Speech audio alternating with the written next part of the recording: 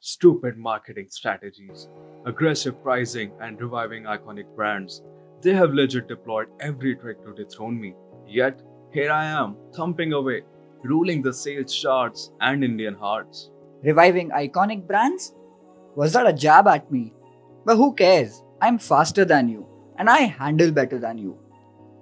Not right now, but a couple of years later, I might be able to usurp you. Look at all these ancient relics on wheels mocking each other. Grow up, uncles. Grow a pair of cylinders, because that's the only way you will be able to defend yourselves from this British bomb shelling. Let's take it to the streets then, shall we?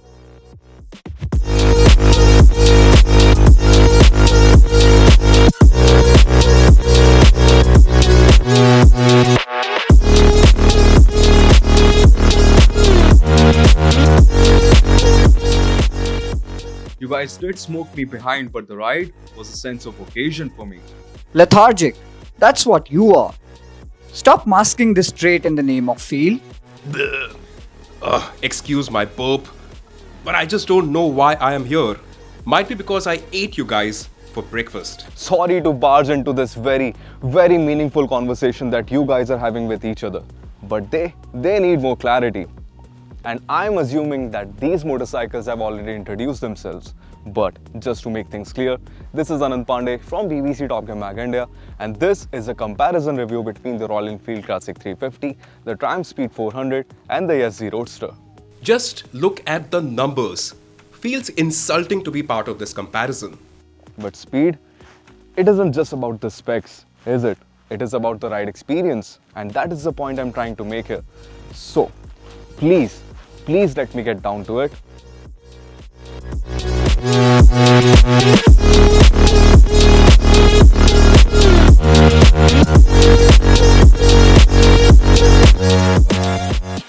It is pretty evident that all the motorcycles present here, they are trying to milk the retro trend that is currently all the rage in the automotive industry.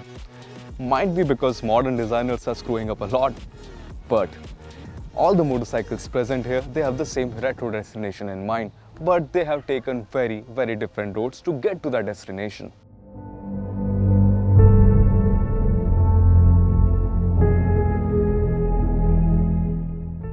Take the Royal Enfield for instance. The Classic 350, it has remained timeless since its inception, and that is the beauty of it, doesn't it? I mean, Royal Enfield did serve a very new wine in the same old bottle, but the bottle itself, it is now more premium and well built than before. The Classic 350, it is very authentic in its approach and is very basic when it comes to overall elements splattered all across the bodywork, but that is the beauty of it. What I really like about the Classic 350 when it comes to its overall aesthetic bits, apart from the retro elements, is the paint shades. I mean, kudos to Royal Enfield's designers because they are absolutely works of art. Now, how you sit on the Classic 350, because that is a very essential part of owning a classic.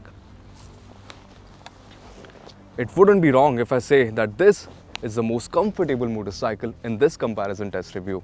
I mean, you surely feel the weight of the motorcycle once you mount on it, but what you also feel is your masculinity, the macho-ness getting accentuated by riding the Classic 350. It actually feels like you are riding something which belongs in a museum, and I don't mean it in a disrespectful way. It is a praiseworthy statement for the Classic 350 because you feel like you belong to the history and yet you're living in the present. And that is the beauty of the Classic, like I said.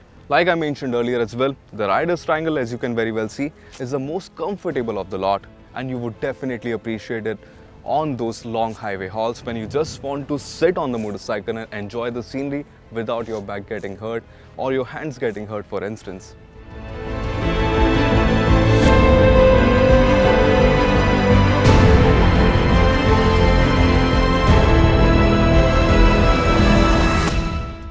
Now coming to the Yezdi Roadster, I mean, it does derive some design inspirations from Java motorcycles, but it also has its individual personality. And I really like the overall stance of the motorcycle, because if the Classic 350 makes you feel like the king of the road, you will definitely feel like Prince Charming when you're out riding the Roadster. As compared to the Classic 350, the Roadster feels more modern, slightly sportier and compact as well. Talking about the design elements which I personally like, including these bar and mirrors, the compact headlamp setup up front with protective grille, and these revised twin pea-shooter exhaust, which will definitely please your ears. Now, in terms of overall build quality, we had some complaints regarding Java and Yezdi motorcycles once they came out, but looking at the updated Roadster, I don't have much to complain about because it looks like Classic Legends is already on top of it, and they are very diligent when it comes to sorting out all these issues as soon as possible. But I believe that they still need one more step to be right up there with modern day Royal Enfields in terms of overall build quality and fit and finish levels. The Roadster, it strikes a very good balance between the Classic 350 and the Speed 400, because if you look at the rider's triangle, you would realize that it is not as comfortable as the Classic 350 nor as committed as the Speed 400. But let me take this moment to address one issue. None of these motorcycles are going to hurt your back or any other body part for that matter if you're going long highway hauls or spending more time in the saddle, because they all are very comfortable. But the Yezdi Roadster is right in the middle, the Classic 350 being the most comfortable and the Speed 400 being the most aggressive. But then again, none of these motorcycles are going to hurt your back. One major difference between the Classic and the Roadster is the positioning of the handlebar. While they both get wide handlebars straight type, the Yezdi Roadsters is slightly more tilted towards the rider, so it is sort of a different riding position as compared to the Classic 350, but I'm not complaining at all about it. What I'll be complaining about is the major gripe that I have with these bar and mirrors, because they foul, they hinder with your hand, and that is not a good thing. And you wouldn't want that when you're maneuvering through tight spaces during the traffic, because even when you're taking U-turns, it is definitely going to hinder with your wrist, and that is something that Yezdi and Classic Legends should definitely look into it. Another thing which I really like about the Roadster is the cockpit view of the rider, because there's a tiny pod instrument cluster right up there. Even the switchgear, they do feel nice. The bar and mirrors, they also add to the overall feel of the motorcycle.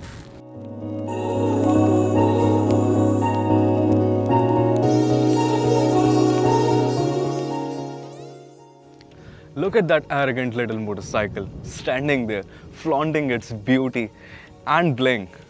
The Speed 400, it is a typical Triumph in every way imaginable. The build quality in a typical Triumph fashion is sublime, and the overall attention to detail splattered all across the bodywork, it is worth praising too. I mean, despite being Indianized to a major extent, it is safe to say that the British marquee hasn't cut any corners. And I'm going to stick my neck out and say that at below 3 lakh, this is the most premium motorcycle that you can get available in India today. The Speed 400, it derives its design inspirations from the Speed 2900 and the Speed 1200, and those are some pretty motorcycles. The premium feel of the Speed 400 is accentuated even further once you mount on the motorcycle. And this is a very nice place to be, and apart from being nice, it is also a very compact place to be. But not uncomfortable, because Speed 400, it is very accommodating and very comfortable. But one more fact, this is the most aggressive and sportiest out of the 3 motorcycles present in this comparison review. But despite the fact that it is the most committed of the lot, you won't have any problem spending long hours on this very comfortable saddle. So the handlebar, it is very wide, providing you good leverage during your urban runabouts, and it is also tilted more towards the rider, giving it an upright stance. And the foot pegs are the most rear set of the lot, with the Classic 350 being the most comfortable. The Roadster, it is right in the middle, but the Speed 400, like I mentioned, is the most aggressive of the lot. Now, regarding the rider's cockpit view, you would definitely feel that you are riding something premium because of the Triumph badging here, the bar and mirrors, the quality of the switchgear, and the semi-digital instrument cluster as well. It also adds to the overall ride experience. And the rider's cockpit view, I like it. Another thing which stands out about the Speed 400 is that it looks and feels more compact as it does in pictures. So if you're willing to purchase a Speed 400, just go out and test ride the motorcycle, because to me, it really does add to the overall riding experience and makes the Speed 400 much more manageable on a day-to-day basis.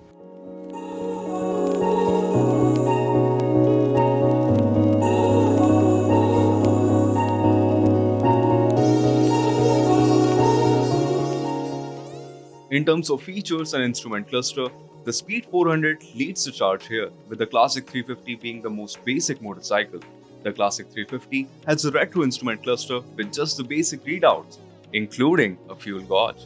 Then comes the Yezdi Roadster, which gets a single pod all digital unit which provides readouts like tachometer, two trip meters, gear shift indicator, and a clock as well. But under sunlight, the Roadster's cluster becomes a black void. The Speed 400, it one-ups the other two motorcycles with its semi-digital instrument cluster that offers a lot more information like fuel economy and range apart from your basic readouts. The only gripe that I have with this unit is that the analog treatment should have been reserved for the tachometer instead of speedometer to make it more legible. The Speed 400, it is the only motorcycle here to get traction control. All these motorcycles might have taken the retro route, but when it comes to engine and performance, these motorcycles are like chalk, cheese and crayon. And just to reaffirm what I just said, let's just hear them out. First up is the Yezdi Roadster, which now gets a revised exhaust.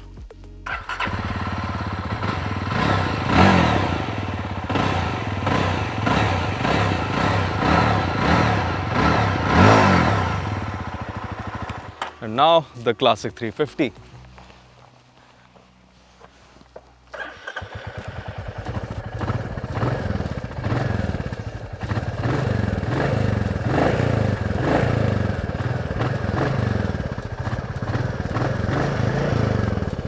And lastly, the Speed 400.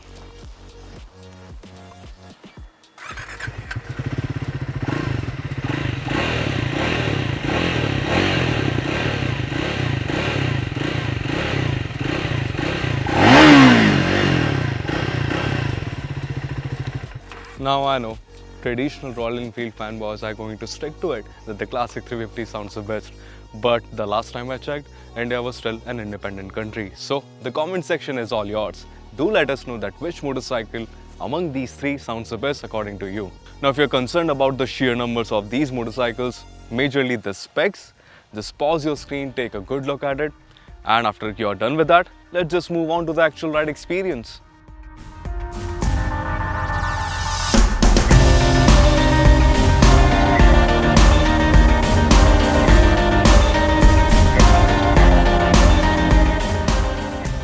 The classic 350, it not only looks timeless but feels that way too. All thanks to the new J platform, which has eliminated all the vibrations that were previously associated with the classic range. I remember one particular instance when I rode my friend's old classic 350 for just a couple of kilometers, and after that I gave him back the motorcycle because it was vibrating that much. But that isn't the case with the new classic. And despite being the least powerful motorcycle in this particular comparison test, the classic 350, it exudes a lot of character and lot of emotions that are particularly associated with pure motorcycling. The classic 350, it is all about low and mid-range grunt because it starts protesting a little once you get a little frisky with your right wrist. Understanding the character of the engine plays a huge role in how much you can enjoy riding the classic. The idea is to ride the fat torque curve and ride it slow because that is when you can actually feel the thump. What also impresses is the tractability it brings to the fold as you can chug along in higher gears at slower speeds without the engine juddering. However, if the need arises, you wouldn't mind playing around with the 5-speed gearbox, which is as smooth as the guy trying to slide in a gorgeous lady's DMs. If attacking corners is in your mind, the classic 350 comes off as a blunt machete. Slow, less engaging, and yet it will deliver the kill. You can feel the weight as soon as you take it off the side stand and start riding. Tipping into corners doesn't come naturally to the classic 350. It still holds its line, but the reactions as well as how the motorcycle behaves to them won't inspire you to get your knee down. The wooden brakes at either ends won't inspire that much confidence either. What does come naturally to the classic is how it absorbs bumps because it does that beautifully well. All in all, the classic 350, it comes off as a laid-back, quite chilled motorcycle in every aspect.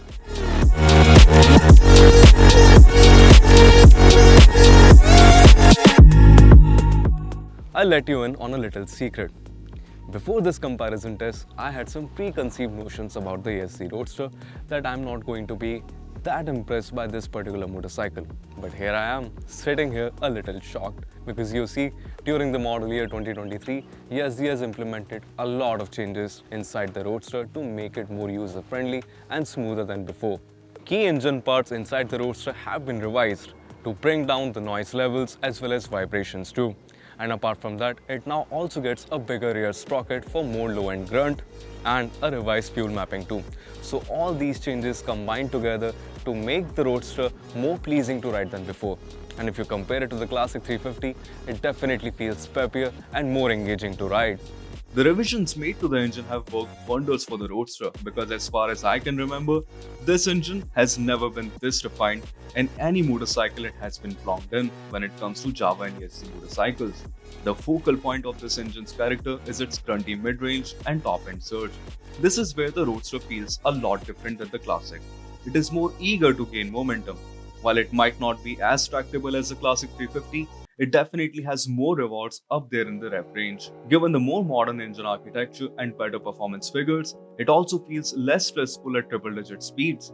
However, in terms of overall refinement and character, it still feels a little rough around the edges.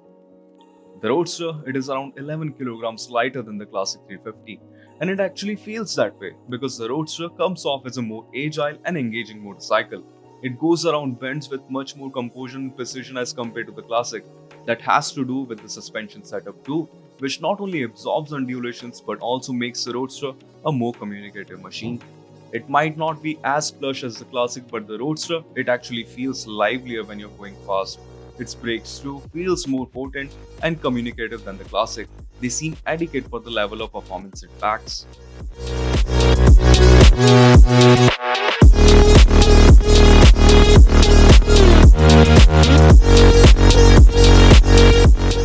Say what you may, but this is where the spec sheet matters the most.